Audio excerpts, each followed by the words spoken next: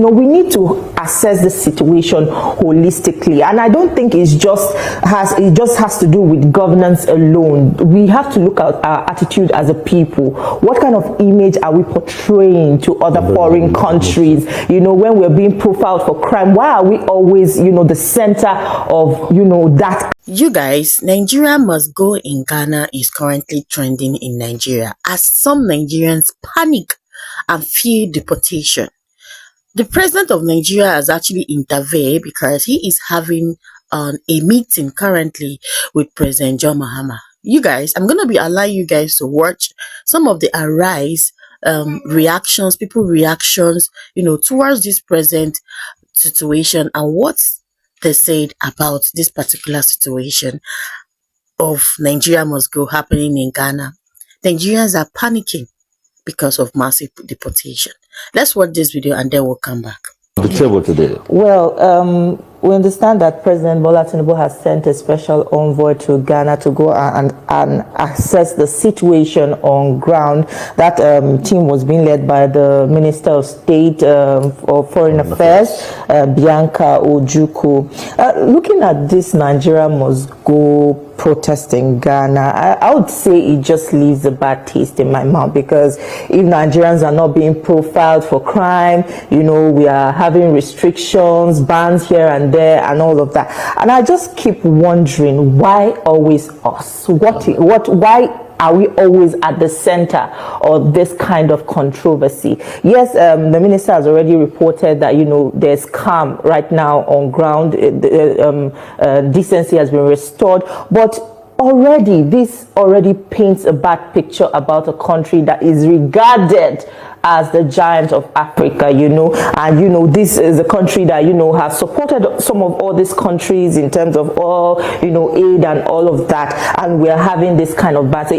Does it have to do with crime? Should we be talking about crime? Should we be talking about, is there a gap in governance? You know, we need to assess the situation holistically, and I don't think it just has to do with governance alone. We have to look at our attitude as a people. What kind of image are we portraying to other foreign countries? You know, when we're being profiled for crime, why are we always, you know, the center of, you know, that attraction? I don't know.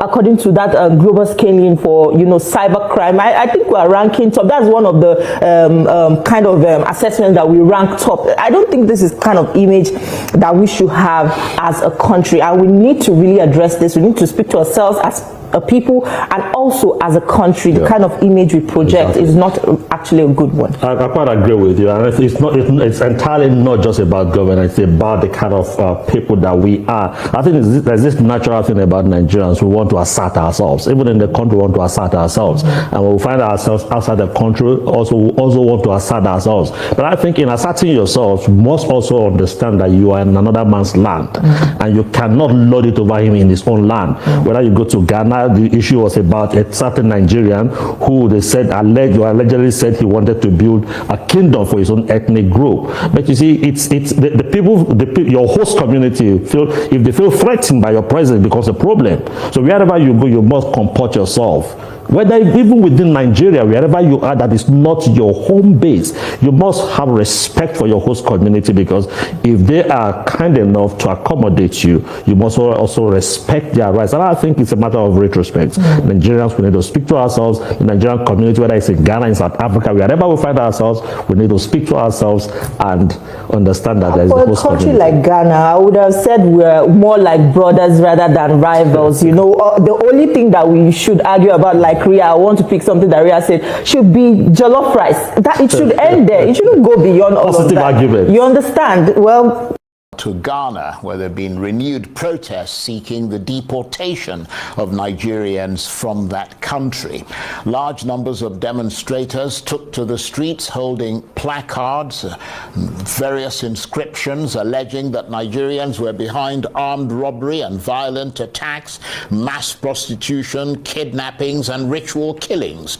In 1983, Nigeria's former president Shehu Shagari cited similar issues of rising rising crime and economic pressure as justification for the mass expulsion of more than 2 million undocumented Ghanaian immigrants. However, the deportation did not actually start with Nigeria. Ghana was the first to launch the onslaught, ordering 3 million migrants, mostly Nigerians, to leave Ghana in 1969.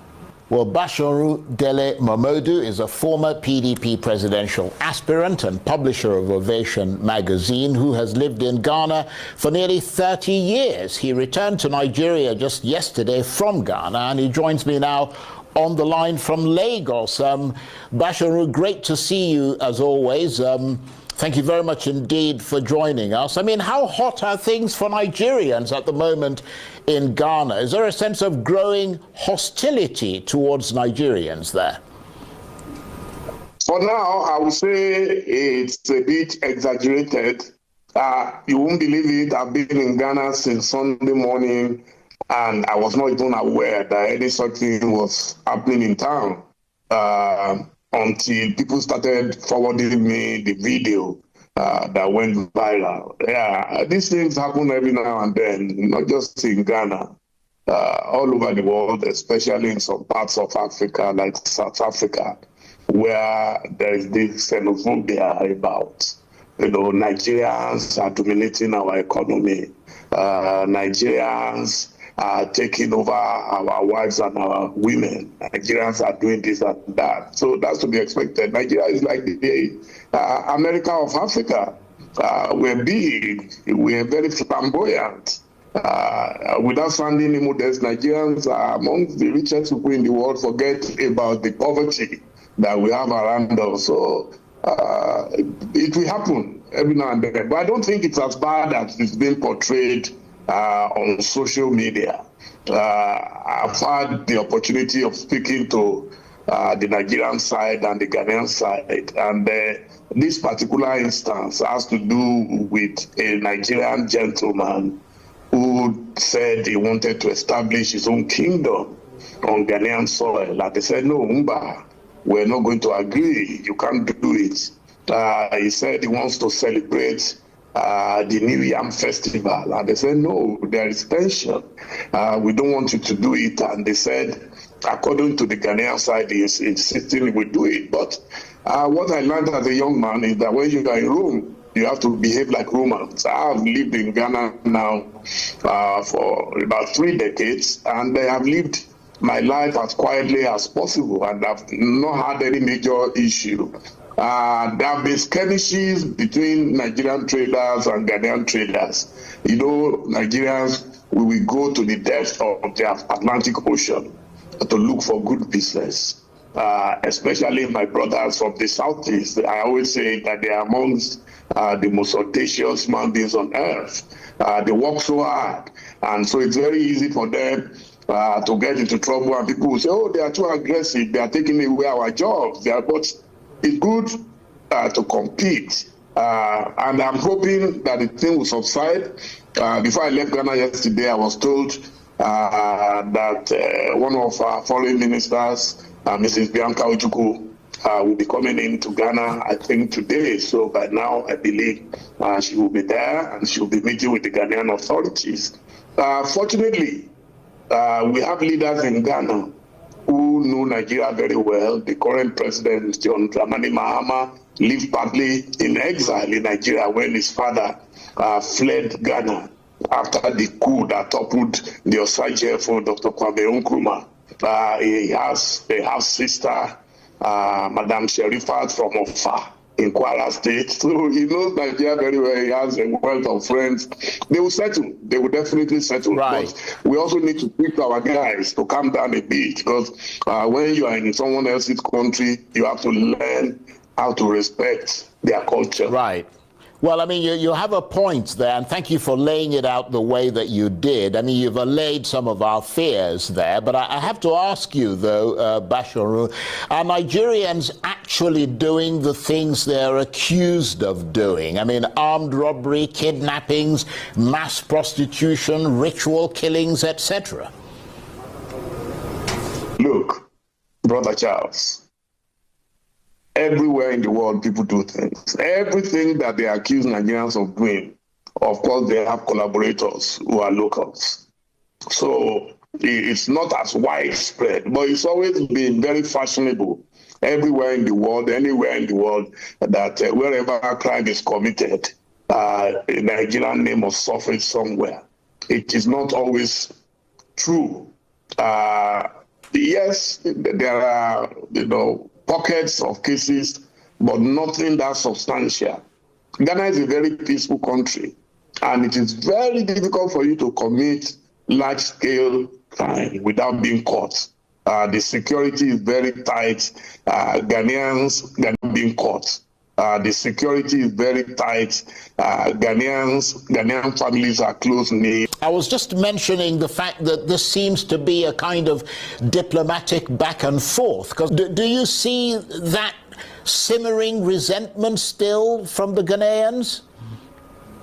Oh no, we've moved past that stage. One thing I will tell you for sure is that Nigerians lack accountability. Sometimes we should just be able to be accountable to our mistakes and amend it. That is what Nigerians lack. Just like what that girl said on the first TVC, she said, why is it always Nigerian? All the crimes Nigerians. Why? Why are we not respecting boundaries of the countries we go to? This is the slogan.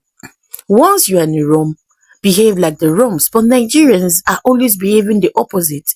Why is it always Nigerians? All these countries are closing borders for Nigeria. Why? Currently, what the foreign affairs minister and the Nigeria foreign affairs minister did, I don't see that as any clearing of anything. I just feel like they just came to laugh and give and say whatever they want to say and leave that place. There was no accountability towards what Bianca said, which is the foreign affairs minister of Nigeria. No, I was thinking she will say she will own accountability of what her people has done, and then now apologize, and then we request that from now that any Nigerians that does anything in Ghana will be punished severely. But there was nothing like that. There was nothing like that. At this point, I just feel like all African leaders are just the same thing. But one thing about Ghana is so different that the people listening to them, government listening to the to the people. But in Nigeria, government does not listen. They just do whatever they want. And I just pray that this Nigeria government does not corrupt the Ghanaian politics and the government system in Ghana. Anyway, what do you guys think about this particular video? Don't forget to like, subscribe, and share this video. Thank you so much. I'll see you on my next one. Bye.